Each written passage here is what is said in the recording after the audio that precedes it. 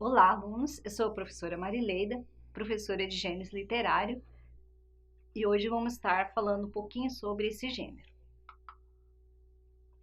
Os gêneros literários são divisões feitas em obras literárias conforme a sua característica. As características comuns segundo os critérios estruturais, contextuais e semânticos, entre outros. Aristóteles foi o divisor dessa classificação, desses três gêneros: o gênero lírico, o gênero épico e o gênero dramático. Esta classificação sofreu alterações e atualmente o gênero épico é substituído pelo gênero narrativo, ficando dessa forma. Por quê? Vamos aprender um pouquinho o que é o gênero épico. Por que a origem do gênero épico? A origem do gênero épico, ela vem da origem da palavra epopeia. E o que significa epopeia? Só para você gravar um pouquinho mais, epopeia, ela relata os feitos dos heróis. Eram poesias, poemas baseados nos feitos, nas conquistas dos heróis que eles iam para a luta e eles ganhavam as guerras e eles tinham assim, o seu nome em destaque. Então contava-se essa história, eram narrativas sobre os nossos heróis que eram do passado. Esses feitos heróis, eles ganhavam um destaque especial, por isso chamava-se epopeia.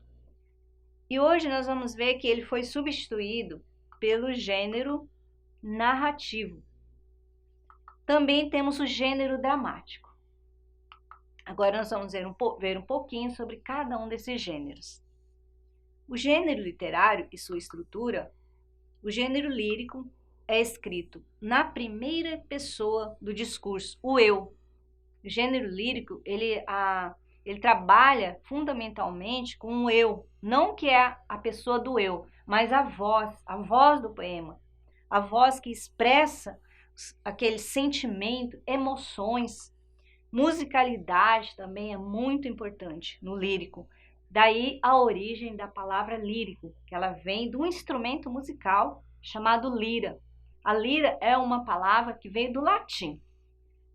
Então nós vamos entender que quando o poema era acompanhado desse instrumento musical, era assim uma forma normal de que acontecesse esse acompanhamento através da música. Então era algo assim que inspirava os poetas, inspirava aquele momento de poesia, por isso denominava-se lírico. E além de tudo, ele apresenta um caráter subjetivo.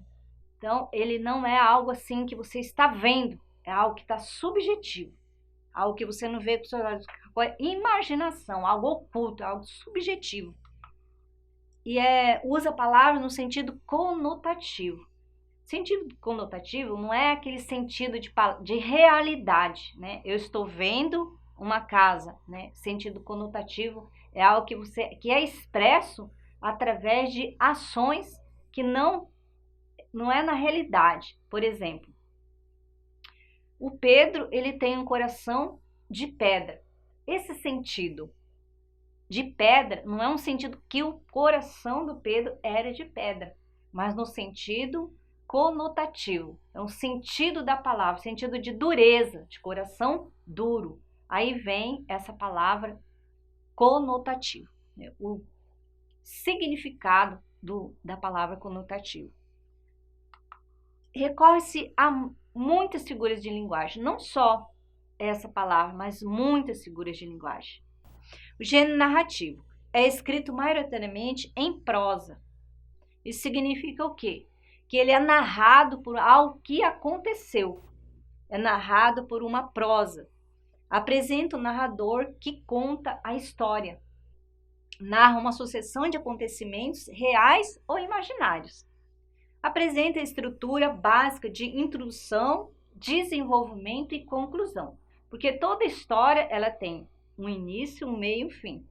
É o mesmo fato, a narrativa, é a mesma forma narrativa. Ela apresenta uma introdução, o desenvolvimento e a conclusão. Desenvolve-se num tempo e num espaço. Toda narrativa ela desenvolve. Houve uma época, houve um tempo que aconteceu aquele fato histórico, aquela história, ou ela foi criada aquela história. E utiliza discurso direto, indireto ou direto livre. Agora nós vamos ver um pouquinho do gênero dramático. É feito para que haja uma encenação. A própria palavra já nos dá um entendimento do que é um gênero dramático. Ela nos leva a entender, nos leva a pensar numa encenação, numa cena de novela, numa cena de teatro.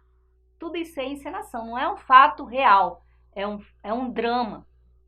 Conta a história através de fala dos personagens, apresenta indicações cênicas que auxiliam a apresentação, subgêneros dos gêneros dramáticos. Nós temos também a autocomédia, a comédia, a tragédia, a tragicomédia e farsa. Então, alto, é um tipo de subgênero dos gêneros dramáticos, o alto. A comédia também é um subgênero do gênero dramático. Também temos a tragicomédia e a farsa. Ao longo dos anos, a classificação do gênero literário sofre algumas alterações, resultando na mistura dos gêneros e a subdivisão em vários subgêneros. A literatura é um aspecto comum entre esses três gêneros, que a definem como uma expressão artística. Por que expressão artística? Porque a literatura, ela provém de algo assim que não é algo real. Ela é uma expressão. É uma expressão, a própria palavra expressão, ela já quer dizer algo que é algo representado. É uma expressão, uma representação artística. A palavra artística a gente já subentende que é algo envolvido, é algo relacionado a artes. Com funções recreativas, essa função artística ela tinha função recreativa, ela tinha função social e crítica, além de manifestações de sentimentos e invenção de história por parte do autor. Ocorre também a crítica à sociedade e a referências a momentos históricos. Por quê? Essa crítica é uma crítica construtiva. Às vezes, vamos dar um exemplo de alguém que quer criticar o governo e ela não vai chegar lá e vai criticar diretamente. Ela vai fazer uma crítica. Essa crítica ela vai ser uma crítica que envolve a política. Ela quer criticar, ela quer fazer algo para acrescentar um conhecimento, um desenvolvimento, uma construção. Então, ela vai usar a crítica. E a sociedade. Por que sociedade? Porque é onde acontecem as maiores políticas, onde acontecem os maiores conhecimentos, o desenvolvimento da sociedade. Então, é nessa forma aí que entra a expressão artística como parte social e crítica, além de manifestações de sentimentos e invenção de história, por parte do autor. Quer dizer, o autor pode inventar uma história e ele vai estar fazendo um papel de expressão artística. E também a referência a momentos históricos. Esses momentos históricos é o que nós vamos definir, por parte da nossa sociedade. É o que realmente aconteceu. Fatos reais, momentos históricos do nosso país, por exemplo, da nossa cidade. Então, tudo isso aí são expressões sociais, quando nós falamos de sociedade, relativo à sociedade. O texto literário trabalha com a função conotativa da linguagem, como nós já falamos um pouco sobre a função conotativa. tanto em verso como em prosa, recorrendo a figuras de linguagem, respeitando estrutura no estilo e forma, como a métrica e a rima. É muito importante entender que todo poema ele tem uma estrutura, e essa estrutura ela tem que ser respeitada, como também o estilo e a forma, como a métrica e a rima.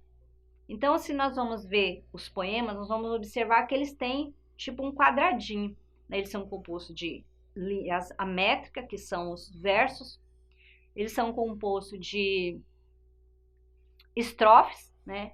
São várias estrofes e cada estrofe tem vários versos.